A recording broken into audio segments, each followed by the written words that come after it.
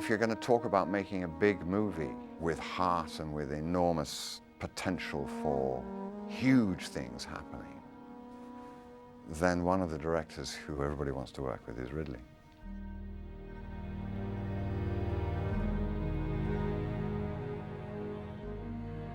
It was a huge movie, and it was a long movie, and it was a difficult movie. You know, there was never a day where you said, oh, what are we doing tomorrow? We've got an easy day. There was never an easy day. You know, every day the minimum crowd was 300 crowd, 400 crowd, big scenes, big setups. And I think, you know, everyone was working under this pressure. And it was, you know, we were in the desert, it was hot, we had a lot of sandstorms, we had a lot of physical things that we were dealing with there, you know. And the constant pressures of, you know, getting the movie done, of getting it right, of completing sequences. And I think it may have been in a slightly more tenser film than say we'd experienced before. Check the gate, it's a crap, it's absolute crap. Cut it, it's rubbish. For me, it's par for the course, you know, it's what I do. And I think I prefer this kind of scenario, this scale, because what I like to do, and probably I'm more known for doing, is creating worlds.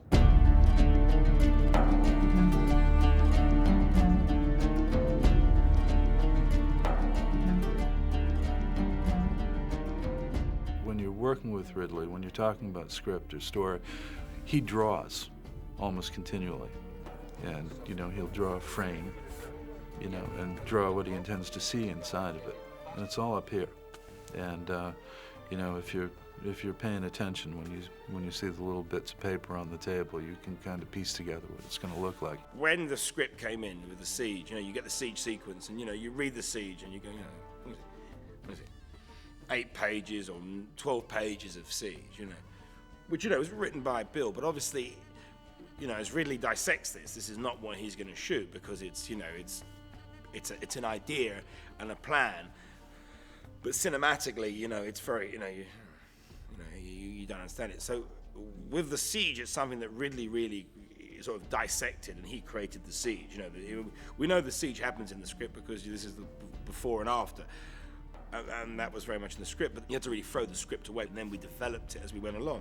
So Ridley started basically, you know, sketching the whole sequence, you know, having it, you know, storyboarded through, and that became, in a sense, I guess, you know, the images that Ridley was looking for, and then, you know, as a starting plan, and really, you know, and to the sense that even when we were shooting it, you know what I mean? I mean, Ridley would be, as we were shooting, you know, elements of the siege, we'd say, right, we're doing this shot. Ridley would be boarding what we're going to shoot the next day. I mean, we'd all know that the next day was going to be the bit where the Saracens charge the wall falls down, and they defend the breach. But how we were going to shoot it, and how he was going to, you know, take that, you know, basic plot, and that's the plot point, and how he was going to twist it, and how he was going to create it visually, was what he was doing. And that's the amazing thing with, you know, as an artist, when you see him sketching it, you know, you go, what are we doing? He goes, well, we're doing that. And you go, oh, I see. Oh, well, okay, fine. And you go and do that. And that was, you know, in a way, he's sort of cutting the movie and editing it as he's shooting it. Hit these branches before you go under them, from this side. See where it hits the twigs?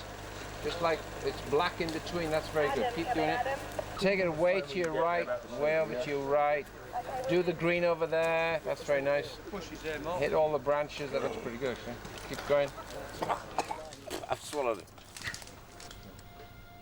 Lean, Kurosawa, Orson Welles, Eisenstein, Bergman, all those directors would use the elements.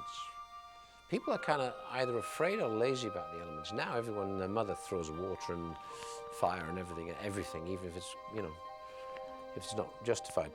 And I think I discovered it doing commercials and looking at National Film Theatre when I was at college. I'd think, God damn, why do these films make a difference?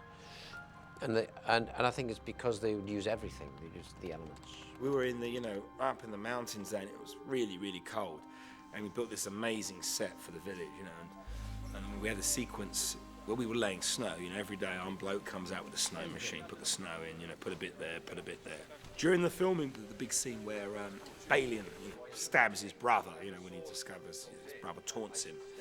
And, you know, in this scene, Bronson, who was the apprentice, you know, famous for the runny nose, I don't know if you ever see it in the movie, but he's covered in snot. You know, he was, you know, going to say goodnight to the master and then leave, and as he left, you know, the brother, Michael Sheen, creeps up the path. Well, this night, you've never seen snow like it. This snowstorm came in, and obviously, we shot it. We pulled the cameras outside. Everyone's freezing to death now. It's even colder than it has been, and we had the most amazing snowstorm. So the real snow blokes had an early night. They went off, get out, gone, back off, you're out of it, and we've got the real snow. And we had Michael Sheen coming in, which is amazing.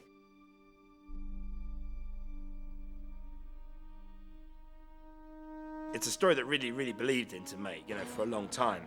And this film is an epic, it's the epic, the scale of Lawrence of Arabia. And I think it's a film that really cared about and really wanted to bring to the screen. And his detail and his commitment to the project is amazing. He's always focused on it. And it's not like that'll do. It's never that will do. It's always, he wants it right. He wants the look right. He wants the acting right. He wants the background right. He wants everything to the point. Can I lick my finger? While I die. For this film, I think he was very much driven, about the subject and wanted to make this film and make it, the outstanding film I'm sure it's going to be. This story demands a large canvas, but without those human emotions or without the intricacies of really caring about the characters, then there is no story. I think many directors make that mistake.